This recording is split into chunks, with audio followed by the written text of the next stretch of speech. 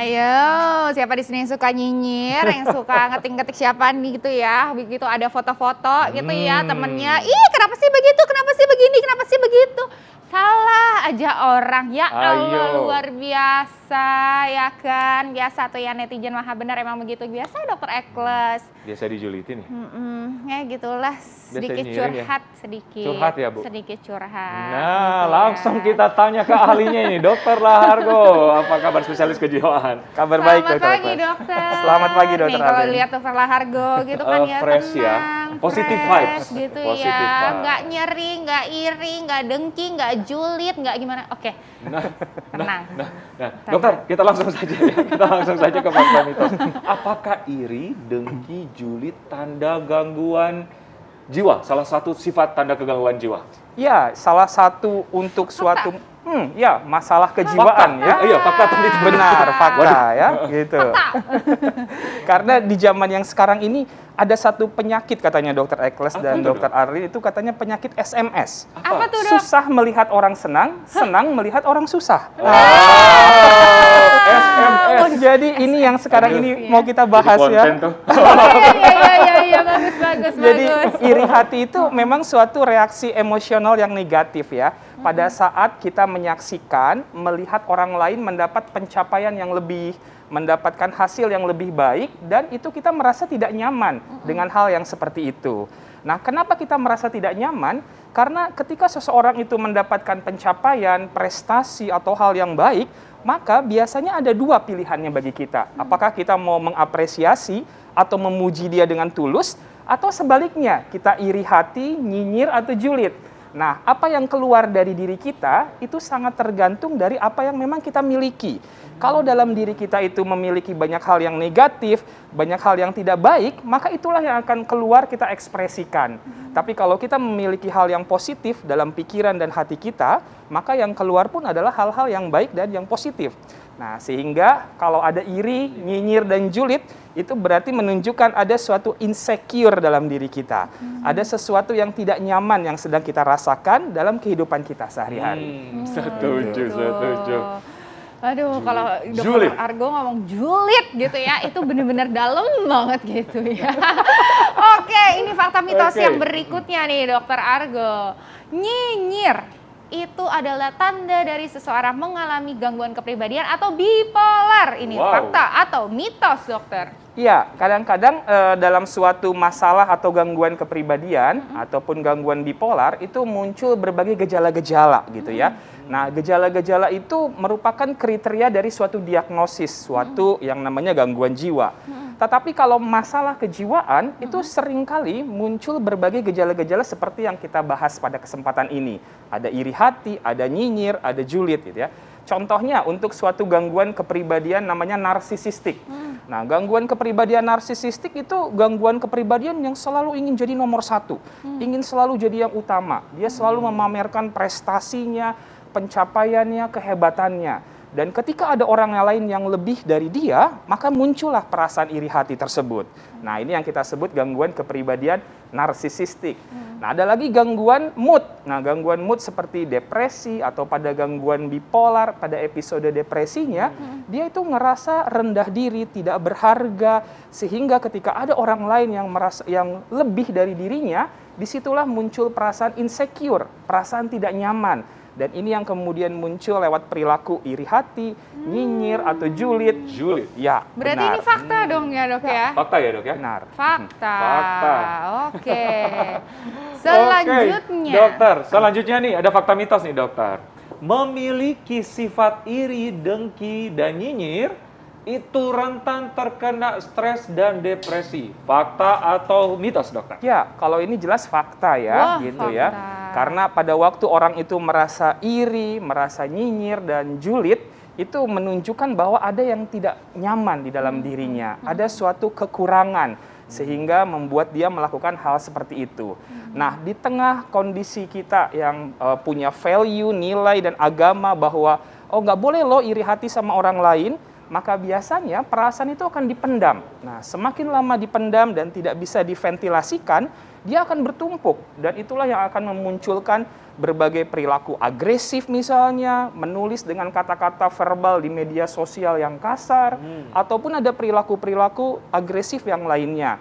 Kadang-kadang kita bisa melihat orang yang iri hati, yang nyinyir, atau yang julid itu dengan tadi ya, bergosip, ngomongin orang lain, atau malah memuji yang berlebihan. Nah, memuji yang berlebihan juga menunjukkan bahwa sebenarnya Dok, ya? iya, betul sekali. Hati-hati juga dengan aja itu. gitu ya. Nah, itu ternyata juga gangguan gitu, Dok. Apa Salah gimana? satu. Ya, Salah masalah satu ya? kejiwaan itu kan banyak ya, beraneka ragam ya. Jadi dalam setiap waktu, dalam kehidupan setiap orang, bisa saja dia punya suatu masalah kejiwaan kalau dia nggak bisa meregulasi pikiran dan perasaannya yang tidak nyaman. Ya, itu dia. Gitu, oke. Nah Dok, tapi kan kalau misalnya di sosmed gitu ya, di sosmed apalagi, itu kan mudah banget orang mengutarakan pendapat, ya kan? Pendapatnya ada yang bagus, ada yang julid gitu ya. Nah, banyak julid ini kan banyak banget, Dok. Masa semuanya ini depresi gitu ya? Pasti ada pertanyaan tuh, gimana Dok perbedaannya nih Dok antara orang yang misalnya udah mengekspresikan diri sama yang ini udah tanda-tandanya gangguan jiwa deh kayaknya gitu. Nah, itu gimana Dok? Benar sekali Dokter Arli. Jadi nggak berarti kalau iri itu pasti gangguan jiwa gitu ya. Ya, dia ada Gimana tahapannya tuh, Dok? terlebih Ada dahulu tahapannya. gitu Ada ya. tahapannya. Jadi yang pertama, ketika kita misalnya sekarang kan dengan berbagai platform media sosial, kita mudah sekali ya melihat kehidupan orang lain, apa yang dia lakukan, dengan siapa dan bagaimana dia mengerjakannya. Nah, itu membuat kita jadi comparing, membandingkan hidup kita dengan orang lain. Nah, disinilah pentingnya kita punya yang namanya nanti self love ya terhadap diri kita gitu. Karena kalau enggak, maka kita akan ngebandingin diri kita dengan orang lain dan itu tadi akan bertumpuk makin lama sehingga kita jadi insecure dan muncullah berbagai gangguan kejiwaan pada akhirnya. Gangguan cemas atau ansietas, gangguan depresi. Jadi tidak langsung tiba-tiba kalau kita iri, julid dan nyinyir tuh pasti gangguan jiwa.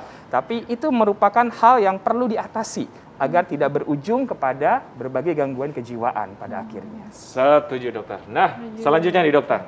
Iri, dengki, dan nyinyir juga ternyata berpengaruh terhadap metabolisme kita. Salah satunya adalah susah tidur. Fakta atau mitos? Tapi dokter, jangan lu jawab dulu. Mau tahu fakta atau mitos, dokter Alin? Mau tahu ya? Tetap bersama kami hanya di Hidup Sehat. Ternyata ya, film-film itu dinamakan dengan kasus penyakit mental atau kejiwaan. Iya, betul sekali ya. Tapi yang namanya film ya, Dokter Eklis, jangan sampai kejadian di dunia nyata ya. Amit-amit jangan sampai. Nah, ini ada fakta atau mitos yang belum dijawab nih, Dokter. Mengalami gangguan tidur itu juga jika sering iri itu ternyata kita bisa sampai ngefek ke metabolisme. Salah satunya gangguan tidur ya, dokter. Gangguan tidur. Ini fakta atau mitos, dokter? Iya, itu adalah fakta ya. Fakta. Benar. Karena apa yang kita pikirkan berulang-ulang dan terus-menerus tentunya akan mengganggu kemampuan tubuh kita untuk menjalankan aktivitasnya sehari-hari. Dan salah satunya itu adalah tidur yang terganggu. Nah, tidur yang terganggu ini penyebabnya bisa karena pikiran dan perasaan yang berat, yang tidak nyaman, yang berujung kepada gangguan kecemasan ataupun gangguan depresi. Dan inilah yang menyebabkan tidur terganggu.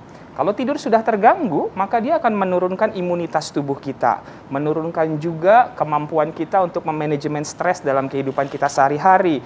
Dan itu memudahkan kita terserang berbagai penyakit pada akhirnya, yang akhirnya juga membuat kehidupan kita menjadi tidak baik. Jadi harus dihindari tadi ya, pikiran dan perasaan yang berlebihan seperti iri hati, julid, nyinyir, dan yang lainnya. Oke, nah, gangguan... Termasuk gangguan pernafasan kah, Dok? Ya, gangguan tidur ya? Ya, itu gangguan tidur. Kalau gangguan pernafasan mungkin kalau dia udah menjadi suatu gangguan kecemasan ya, atau ansietas. Nah, kalau gangguan ansietas itu salah satu ciri-cirinya itu adalah nafasnya seperti nggak plong, ada semacam panic attack gitu ya. Jadi takut, khawatir yang berlebihan yang menyebabkan pernafasannya pun menjadi tidak teratur pada akhirnya. Baik, Nah, ini baik. banyak sekali ya informasinya ya dok ya dok. Tapi tipsnya nih dok, karena kan sebenarnya kan kita kadang-kadang kita nggak bisa diatur gitu ya dok ya. Keluar aja gitu, misalnya orang lagi lihat foto gitu, tiba-tiba muncul nih rasa iri, dengki gitu kan ya. Namanya mungkin manusiawi gitu ya dok ya. Nah tapi gimana caranya kita mengkontrolnya nih supaya Menyingkapi bukan ya. menjadi gangguan kejiwaan nih Benar. dokter. Ada tips-tips dari dokter nih dokter, silahkan. Ya, jadi iri, julid, nyinyir itu memang perasaan emosional yang natural, yang alamiah. Tinggal bagaimana kita bisa meregulasinya dengan baik agar tidak berlebihan dan bisa berujung pada masalah atau gangguan jiwa. Jadi tipsnya adalah melakukan yang namanya self-love gitu ya. Self-love itu ada 4 tingkatannya. Yang pertama itu self-awareness. Coba kita kenali dulu potensi, kelebihan, dan kekurangan kita gitu ya. Kemudian berhenti membandingkan diri kita dengan diri orang lain gitu ya, karena kita ini adalah suatu individu, suatu seseorang yang unik, yang berbeda dengan orang lain. Yang kedua adalah self worth gitu ya, harga diri kita. Coba kita menjadi diri kita yang terbaik gitu ya. Be yourself but the best version of you. Nah, ini juga membuat kita jadinya punya harga diri sendiri.